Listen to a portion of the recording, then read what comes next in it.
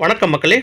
Nita form India சேனல்லேருந்து இன்றைய பதிவு பார்த்தீங்கன்னாங்க, இன்றைக்கி ஃபுல் ஃபார்ம் டூர் நான் கண்டக்ட் பண்ண போகிறேங்க. ப்ளீஸ் தயவு செஞ்சு இது மல்லி இல்லை அப்படின்னு நினச்சிட்டு ஸ்கிப் பண்ணிடாதீங்க. உங்கள் இந்த தோட்டம் மூலமாக நம்ம சொல்ல வேண்டிய ஒரு சின்ன ஒரு விஷயம் நீங்கள் புரிஞ்சுக்கிட்டிங்கன்னா, நிச்சயமாக நம்ம லைஃபே மாற்றக்கூடிய அளவுக்கு ஒரு ஒரு அளவுக்கு இதில் இன்ஃபர்மேஷன் இருக்குது. ஏன்னா ஒன்றுமே தெரியாத ஒரு விவசாயி நான். விவசாயியும் இல்லை, எனக்கு விவசாய பேக்ரவுண்டும் கிடையாது. ஏதோ ஒரு ஆர்வத்தில் இடம் வாங்கினது.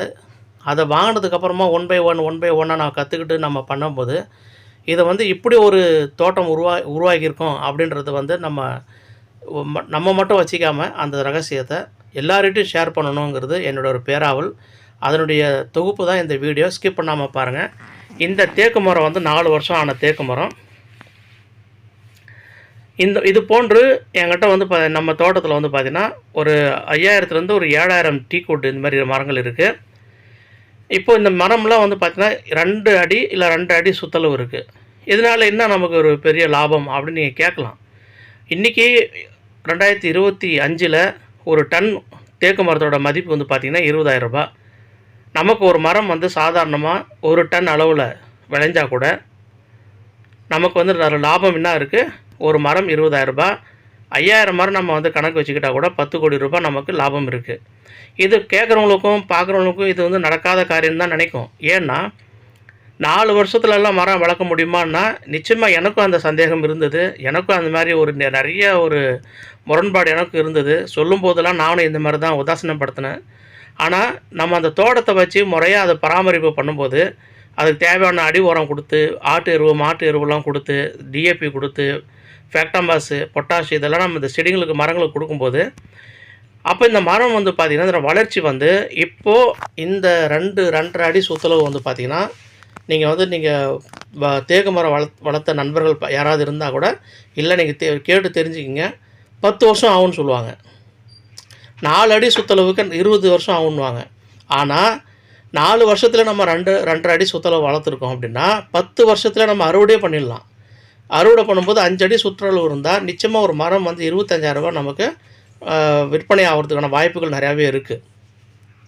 இதனால் ஏன் சொல்கிறேன்னா, நம்ம என்ன தான் ஓடி விழுந்து சம்பாதிச்சா கூட 5லேருந்து ஒரு 10 கோடிலாம் சம்பாதிக்கிறது நம்ம லைஃப் டைமில் முடியுமான்னா ரொம்ப கஷ்டம். இது பிஸ்னஸ்மேன் நிறைய இன்வெஸ்ட்மெண்ட் பண்ணுறவங்க, ஒரு 4 கோடி 5 கோடி போட்டு இன்வெஸ்ட்மெண்ட் பண்ணுறவங்களுக்கு தான் இந்தமாரி லாபம் வரது கூட ரொம்ப ரிஸ்க்கு. ஹை ரிஸ்க் எடுத்து அதில் ஒரு நாளைக்கு ஒரு 1 லட்சம் அவங்க ஏர்ன் பண்ணால் கூட அதில் மார்ஜின் அவங்களுக்கு கிடைக்குது 20 to 25% தான். ஸோ இது எல்லாமே ரிஸ்க் ஃபேக்டர் அதிகம். ஆனால் இதில் நமக்கு ரிஸ்க் ஃபேக்டர் என்னான்னு கேட்டிங்கன்னா, மரத்தை முறையாக பராமரித்து கவாத்து பண்ணணும். இந்த மாதிரி மழை காலம்லாம் வரும்போது மரம் சாயாமல் காப்பாற்றணும். இது 2 தான்.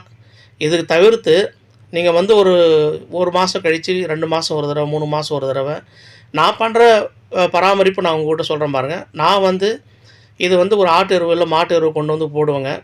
அப்புறம் 2 மாதம் 3 மாதம் கழித்து உரம் போடுவேன். அதுவும் நமக்கு வேலை இந்த மல்லியில் வேலை இல்லாதப்போ ஆளுங்க நிறையா பேர் இருக்காங்க கிடைக்கிறாங்க அப்படின்போது உரம் போடுறது தான். தென்னை மரம் கூட அப்படி தான். ஆனால் நம்ம பண்ணுற எல்லாமே பார்த்திங்கன்னா 100% ப்ராப்பராக பண்ணுறோம் அப்படிங்கிறதுனால இந்த மரத்தோட ரிசல்ட் இந்த மாதிரி இருக்குங்க. நமக்கு தெரிஞ்சோ தெரியாமலோ பண்ணுறோம். ஆனால் இதெல்லாம் பண்ணி நம்ம ஒரு அனுபவத்தை எடுத்தோம் பாருங்கள். அந்த அனுபவம் என்னன்னு பார்த்தீங்கன்னா, தென்னைக்கும் சரி தேக்கு மரத்துக்கும் சரி ஒரு 3 மாதம் ஒரு தடவை நம்ம அடி உரமாக கொடுத்தா கூட போதும். அதே மாதிரி ஒரு 2-3 மாதம் கழித்து நம்ம கீழே பார்த்திங்கன்னா நம்ம ஆட்டு எருவு இல்லை மாட்டு எருவு கொண்டு போய் கொட்டினா கூட போதும். இந்த மாதிரி கொட்டினா இந்த எருவே போதுங்க 2-3 மாதத்துக்கு. இன்னும் நமக்கு அதிக விளைச்சல் வேணும் அப்படின்னு நம்ம நினைக்கும்போது நம்ம ரெகுலராக மாதம் ஒரு முறை நம்ம உரம் கொடுத்தாலும் கொடுக்கலாம். இல்லை ஆட்டு எருவோ இல்லை மாட்டு எருவோ நம்ம கொண்டு கொட்டினா கூட நம்ம செடிங்களுக்கு போட்டால் கூட போதுங்க. இப்போது விளையிற தென்னை மரங்கள்லாம் பார்த்திங்கன்னா ஒரு தென்னை மரம் ஒரு 300 காய் நம்ம கொடுக்குதுங்க. ஐயா நம்ம மினிஸ்டர் KN நேரு அவர்கள் ரீசெண்ட் வீடியோவில் கூட சொல்லியிருப்பாங்க, தென்னை இந்த மாதிரி ஒரு விளைச்சல் இந்த மாதிரி ஒரு வியாபாரம் நடக்குது அப்படின்னு தெரிஞ்சிருந்தா 100 ஏக்கருக்கு பதிலாக இன்னும் ஒரு 100 ஏக்கர் கூட நான் தென்னை கூட நட்டிருப்பேன் அப்படின்னு சொல்லுவார். ஏன்னா லோ மெயின்டெனன்ஸு, லோ இன்வெஸ்ட்மெண்ட்டு, என்ன ஒரு 5 வருஷம் நம்ம கால விரயம் கொஞ்சம் வெயிட் பண்ணணும் இதுதான். ஆனால் ஒரு 5 வருஷத்துக்கு அப்புறமா நீங்கள் நம்ம லைஃப் டைம் 60லேருந்து 75 வருஷம் நமக்கு தென்னை கொடுத்துக்கிட்டே இருக்கும், காய்ப்பு கொடுத்துக்கிட்டே இருக்கும். அதேமாதிரி தேக்கு மரம் ஒரு முறை நீங்கள் அறுத்து விட்டுட்டிங்கன்னா, உதாரணத்துக்கு நான் இந்த தேக்கு மரம்லாம் நட்டது வந்து பார்த்திங்கன்னா ஃபஸ்ட் பேட்ச்சு 2021 ஏப்ரல். இந்த ஏப்ரல் வந்தால் கரெக்டாக 4 வருஷம் முடிய போகுது. அதேமாதிரி தென்னை வந்து நட்டு கூட 4 வருஷம் முடிய போகுது. இன்னும் ஒரு வருஷத்தில் நமக்கு அறுவடை வந்துடும். இப்போ காய்ப்புக்கு வர ரெடியாக இருக்கிற மரங்கள் வந்து பார்த்திங்கன்னா ஒரு 400 மரம் இருக்கும். அதேமாதிரி இன்னொரு 325 மரம் வந்து புதுசாக நட்ட மரம். இதெல்லாம் 2 வருஷம் 2.5 வருஷம் அந்த மாதிரி மரங்கள். அதேமாதிரி தேக்கு மரங்கள் வந்து பார்த்திங்கன்னா ஃபஸ்ட்டு பேட்ச் வந்து ஒரு 400 மரம். அதுக்கப்புறம் 2வது பேட்ச் வந்து 4000 மரம். அதுக்கப்புறம் 3வது பேட்ச் வந்து ஒரு 2000 மரம். இந்த மாதிரி வந்து ஒரு 5000லேருந்து 7000 மரங்கள் நடுவில் இருக்கும். எவ்வளோ இழப்பு ஏற்பட்டிருக்கு நமக்கு பெரிய இழப்பு இல்லை, பட் எவ்வளோ ஏற்பட்டிருக்குன்னு நமக்கு தெரியலை கரெக்டாக. அதை நம்ம கணக்கெடுக்க முடியல. இதில் ஒரு ப்ளஸ் என்னன்னு கேட்டிங்கன்னா, தேக்கு மரத்தில் இருக்கிற விதைகள் அதுவே தானாகவே உதிர்ந்து அங்கங்கே மரங்கள் வந்து புதுசாக முளைச்சி வருது. நாங்கள் அந்த மரங்கள் வந்து கலைக்கிறதில்ல. வர வரைக்கும் வரட்டும் அப்படின்னு சொல்லிட்டு நம்ம விட்டாச்சு. இப்போ நம்ம விவசாய நண்பர்களுக்கும் சரி, நம்ம யூடியூப் நம்ம சேனலை பார்க்குற நண்பர்களுக்கும் சரி, நமக்கு வந்து ஒரு வருமானம் வந்து ஒரு 35 ஏஜில் இருக்கிற நண்பர்கள் வந்து ஒரு ப்ராப்பராக நீங்கள் வந்து இன்வெஸ்ட்மெண்ட் பண்ணிங்கன்னா, ஏஜ் ஆஃப் 40ல் நீங்கள் வந்து ஒரு 1000 தேக்கு மரம் நீங்கள் நட்டால் கூட நீங்கள் வந்து ஒரு 3 கோடிக்கு அதிபதி. இதில் மாற்று கருத்தே இருக்கிறது வாய்ப்பே கிடையாது. நம்ம மாவட்டங்கள் தமிழ்நாட்டில் இருக்கிற எல்லா மாவட்டங்களில் இருக்கிற மிகப்பெரிய ஒரு ஃபர்னிச்சர் ஷாப்லேயோ இல்லை ஒரு அரசு அலுவலகங்கள் போயிட்டு நீங்கள் வந்து அக்ரோ ஃபாரஸ்ட் டிபார்ட்மெண்ட்டுன்னு போயிட்டு நீங்கள் அங்கே போய் கேட்டிங்கன்னா கூட அவங்க தெளிவாக சொல்லுவாங்க. அப்படி இல்லைன்னா ஈஷாவில் போய் நீங்கள் போய் கேட்டு பாருங்கள், அவங்களும் உங்களுக்கு நல்லா வழிகாட்டல் பண்ணுவாங்க. அவங்க என்ன பண்ணுவாங்க அப்படின்னா, நம்ம மரங்கள் வளர்க்குறது வைக்கிறது எல்லாமே சொல்லுவாங்க. அது போக வந்து பார்த்திங்கன்னா அந்த மரங்கள் விற்பனை பண்ணுறதுக்கு உதவி பண்ணுறது அவ்வளோ டிமாண்ட் இருக்குங்க. தேக்கு மரத்தை பொறுத்த வரைக்கும் விற்கிறதுல எந்த சிரமமும் கிடையாது. It's very easy. நான் ஏன் இந்த வார்த்தையை நான் மறுபடியும் உங்களுக்கு வந்து அழுத்தமாக பதிவு பண்ணுறேன் அப்படின்னு பார்த்தீங்கன்னா, இதுக்கு மூல காரணம் இருக்குங்க. அதாவது ஒரு விவசாயத்தை ஆரம்பிக்கும் போது எந்த ஒரு பிளானும் கிடையாது என்கிட்ட. இல்லை எவ்வளோ வருமானம் இருக்கும், எப்படி வருமானம் வரும், அந்த மாதிரி எண்ணமும் இல்லை எனக்கு. நான் வந்து ஒரு இன்வெஸ்ட்மெண்ட் பேசிஸ் தான் நான் வந்து இடத்த வாங்கினேன். நான் வந்து ஃபியூச்சர் இன்வெஸ்ட்மெண்ட்டாக தான் வாங்கினேன். அதை வாங்கி நம்ம வந்து இடத்த போட்டு வைப்போம். அப்புறம் ஃபியூச்சரில் நமக்கு தேவைப்பட்டால் வச்சுக்கலாம். ஒரு வேளை தேவைப்படலை அப்படின்னு சொல்லும்போது நம்ம வந்து விற்பனை பண்ணலாம். அதில் என்ன மார்ஜின் கிடைச்சாலும் நமக்கு வந்து லாபமாக எடுத்துக்கலாம்னு சொல்லிட்டு தான் இந்த மாதிரி ஒரு மனநிலையில் தான் நான் இடத்த வாங்கினது. வாங்கினதுக்கப்புறமா என்னாச்சுங்க, அப்புறம் ஒரு கிட்டத்தட்ட நான் வாங்கி 10 வருஷம் வரைக்கும் நான் பேர் லேண்டாக தான் இருந்தது. அதாவது இடம் வந்து ஒன்றுமே பண்ணல. 2010ல் வாங்கின இடம் 2020, 20 வரைக்கும் நான் வந்து ஒன்றுமே பண்ணல. எனக்கு தெரியல என்ன பண்ணணும்னு எனக்கு தெரியாது. நான் என்ன நினச்சேன்னா, லேண்ட் இன்வெஸ்ட்மெண்ட் வேல்யூ இன்க்ரீஸ் ஆனால் போதும் அப்படிங்கிற ஒரு மனநிலையில் இருந்தேன். 2வது நம்ம வந்து ஃபாரினில் வேலை செய்கிறோம்ல, நம்ம எதுக்கு தேவையில்லாமல் ரிஸ்க் எடுக்கணும்னு சொல்லிட்டு ஒரு மனநிலை தான் என்னோடய லைஃப் வந்து போயிட்டு இருந்தது. ஸோ 2020ல் பார்த்தீங்கன்னா ஒரு 19, 20 இந்த மாதிரி சமயத்தில் வந்து பார்த்தீங்கன்னா, இந்த கோவிட் பிரச்சனைலாம் கொஞ்சம் நிறையா வந்தது பாருங்கள். அந்த மாதிரி சமயத்துலலாம் வந்து பார்த்திங்கன்னா, எனக்கு வந்து ஒரு உலகமே வந்து பார்த்திங்கன்னா ஒரு ஒரு அன்ஸ்டேபிளாக மாறிடுச்சு. வேலை செய்கிறவங்களுக்கு பார்த்திங்கன்னா நிறையா பிரச்சனை, நிறையா ஜாப் லாஸிங். ஸோ இந்த மாதிரி இஷ்யூ வரும்போது பார்த்திங்கன்னா, சரி நம்ம ஏன் இந்த மாதிரி ஒரு ஜாப் வந்து நம்ம நம்பி உட்காந்தா நாளைக்கு பிரச்சனை வந்து என்ன பண்ணணும், நம்ம ஒரு பேஸ் என்ன பண்ணலான்னு பார்த்தேன். அதெல்லாம் நிறையா பிஸ்னஸ் லிஸ்ட் வந்தது. ரெஸ்டாரண்ட் பிஸ்னஸ் இருந்தது எனக்கு. அதுக்கப்புறம் இம்போர்ட் எக்ஸ்போர்ட் பிஸ்னஸ் இருந்தது, ஹார்ட்வேர்ஸ் பிஸ்னஸ்ஸு. ஏன்னா பேசிக்கலி நான் ஒரு இன்ஜினியருங்கிறதுனால நான் அந்த மாதிரி மென்டாலிட்டிலேயே நான் திங்க் பண்ணிட்டு இருக்கும்போது எல்லாத்துக்கும் வந்து பார்த்தீங்கன்னா இன்வெஸ்ட்மெண்ட் காஸ்ட் வந்து ரொம்ப அதிகமாக தேவைப்படுது. கிட்டத்தட்ட ஒரு 50L அந்த மாதிரி வந்து தேவைப்படுது. ஸோ இந்த மாதிரி இன்வெஸ்ட்மெண்ட் பண்ணிவிட்டு நம்ம இறங்கும்போது பார்த்திங்கன்னா, ஒரு ரெஸ்டாரண்ட் எடுத்துக்கிட்டாலே அது நம்ம டெவலப் பண்ணி ஃபெமிலியர் ஆகி நல்ல ஒரு பிஸ்னஸ் போய் ரீச் ஆகிறதுக்கு 2-3 இயர்ஸ் ஆகிடும். லாஸ் ஆச்சுன்னா மொத்தமாக போச்சு. அதுமாதிரி ஹார்ட்வேர்ஸ் பிஸ்னஸில் வந்து பார்த்திங்கன்னா மினிமம் 1 crore தேவை அதில் இன்வெஸ்ட்மெண்ட் பண்ணுறதுக்கு. ஸோ இதெல்லாம் நான் திங்க் பண்ணி பார்க்கும்போது தான் தெரிஞ்சது, சரி ஓகே நம்மக்கிட்ட லேண்ட் இருக்குது, இதை வச்சு நம்ம இன்வெஸ்ட்மெண்ட் பண்ணுவோம் அப்படின்னு சொல்லிட்டுங்க. ஒரு தேக்கு மரம் வந்து 3 ரூபாய்க்கு வாங்கினேன். தென்னை மரம்லாம் வந்து பார்த்திங்கன்னா 19 ரூபா 20 ரூபா தான் ஒரு கன்று. கிருஷ்ணகிரியில் ஓசூர் பக்கத்தில் போய் வாங்கிட்டு வந்தேன். இந்த மாதிரி நான் வாங்கிட்டு வந்து நட்டேன். அப்புறம் முருங்கை 1 கிலோ விதை வந்து 3000 ரூபா. ஒரு 5 கிலோ விதை வாங்கிட்டு வந்து ஒரு 5000 மரத்தை டெவலப் பண்ணேன்.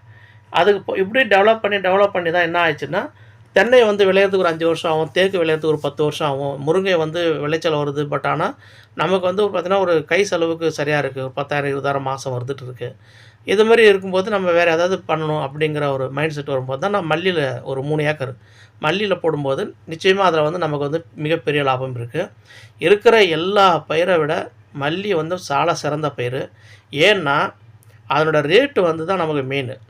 வேறு ஒன்றுமே கிடையாது. மல்லியில் வந்து ஃபிக்ஸ்டு ரூ. 200 கீழே இறங்காது. இப்போது டொமேட்டோ பிளான்ட் நான் பண்ணியிருக்கேன் பார்த்தீங்களா, இது வந்து லாட்ரி சீட்டு மாதிரி தான். நேரம் நல்லா இருந்தால் டம்முன்னு அடிக்கும் ரூ. 100.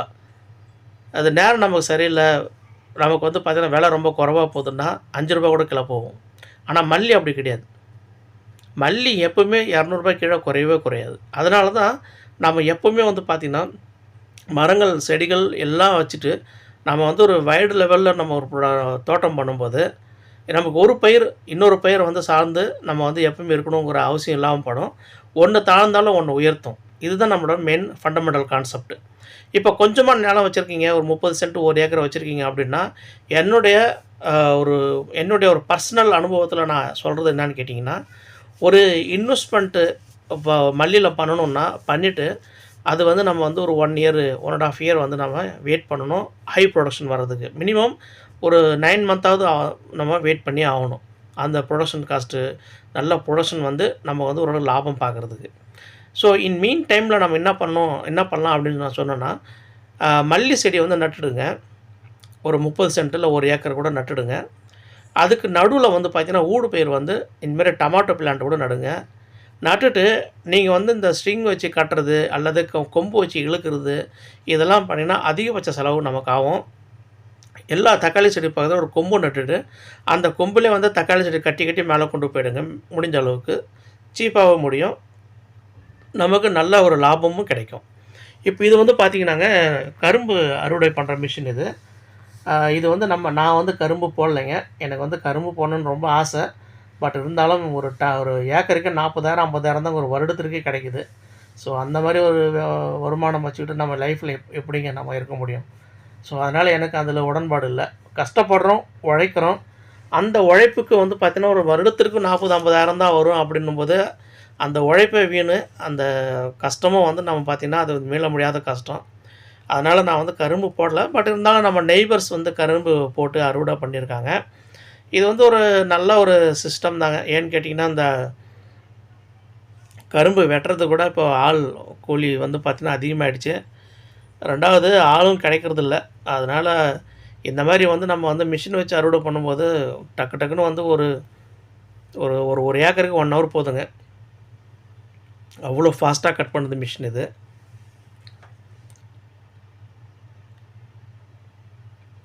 தோகை உரிக்க, தோகை கட்ட எதுக்குமே ஆள் தேவையில்லைங்க.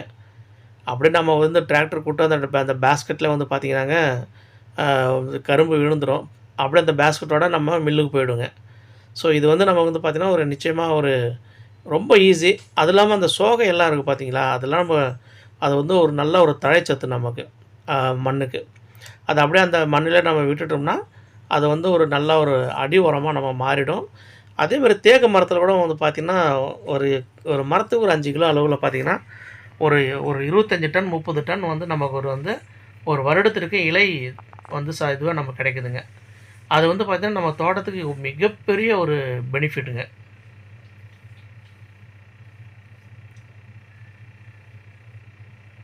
அங்கே பாருங்கள் மேலே வந்து கரும்பு கொட்டுதுங்களா, இந்த பேஸ்கெட் போய்ட்டு அந்த பெரிய ஒரு பேஸ்கெட்டில் போய்ட்டு ஃபில் பண்ணிட்டு மறுபடியும் வந்துங்க இந்த இடத்துல வந்துடுங்க. எவ்வளோ டெக்னாலஜி வந்துருச்சு பார்த்தீங்களா.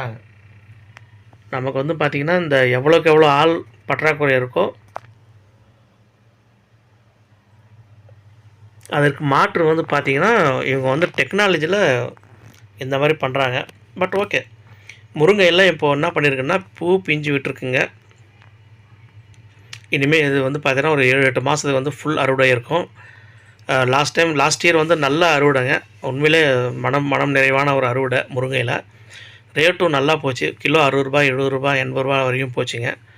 நல்லா இருந்தது, நல்லா ப்ரொடக்ஷன் இருந்தது லாஸ்ட் இயரு. இப்போ இந்த முன்னாடி இதை பார்க்குறீங்க பாருங்களேன், இந்த மரம் வந்து செம்மரங்க. இது மாதிரி பாருங்கள், இதெல்லாம் செம்மரம். இது மாதிரி ஒரு 800 மரம் இருக்குது. சந்தன மரம் வந்து ஒரு 600 700, அதுவும் 800 மரம் தான். டோட்டலாக 1600 மரங்கள் வந்து நம்ம வந்து நட்டிருக்கோம். இது எல்லாமே உங்கள்கிட்ட இந்த மாதிரி தெளிவாக விளக்கமாக நான் சொல்கிறதுக்கான என்ன காரணம் என்னன்னு கேட்டிங்கன்னாங்க, ஒன்றும் இல்லை, நமக்கு ஒரு விஷயத்தை வந்து நான் வந்து தேக்கு மரத்தை வந்து வைக்கணுங்கிறத ஒரு பேராவல் வந்து பார்த்திங்கன்னா விழுப்புரம் மாவட்டம். இது வந்து சந்தன மரங்க. விழுப்புரம் மாவட்டத்தில் வந்து ஒருத்தர் தேக்கு மரம் 2 ஏக்கர் வச்சு வளர்த்துட்டு இருந்தார். அவர் எத்தனையோ வீடியோ நம்ம வந்து பார்ப்போம், கடந்து போவோம். தேக்கு மரம் நம்ம வீட்டுக்கு முன்னாடி, வீட்டுக்கு பக்கத்தில், ரோட்டில் எல்லா இடத்துலையும் தேக்கந்தோப்பு இருந்தது. அதெல்லாம் ஒரு பெரிய இம்ப்ரெசிவாக இல்லை, நம்ம வந்து மனசில் வந்து பெரிய கனெக்ட் ஆகாது. இது வந்து செம்மரங்க. பெரிய லெவலில் நம்ம கனெக்ட் ஆகலை. ஆனால் அவர் சொன்ன அந்த விளக்கங்கள், அவர் அந்த மரத்தை வளர்க்குற விதம், அந்த மரம் மூலமாக அவரோட பொருளாதாரம் எப்படி மாறும், அந்த பொருளாதாரம் அந்த அவ்வளோ பொருளாதாரம் வர்றதுக்கு ஒரு நார்மலாக நம்ம உழைச்சா எத்தனை வருடங்கள் ஆகும், ஒரு தலைமுறை தாண்டி 2வது தலைமுறையோடு போவோம். ஆனால் அதுக்கு நிகராக ஒரு வருமானம் இதில் இருக்குது. இந்த பொருளாதாரம் வந்து நமக்கு வந்து எந்த அளவுக்கு நம்ம லைஃப்பில் எவ்வளோ ஒரு மன அமைதியை கொடுக்கும். இதெல்லாம் அவர் வந்து ஒரு மாதிரியா பேசும்போது டெஃபினெட்லி நல்லா இருந்தது எனக்கு. தேங்க்யூ ஸோ மச்ங்க. நன்றி. ப்ளீஸ் சப்ஸ்கிரைப் டு மை சேனலுங்க. வாழ்க வளமுடன்.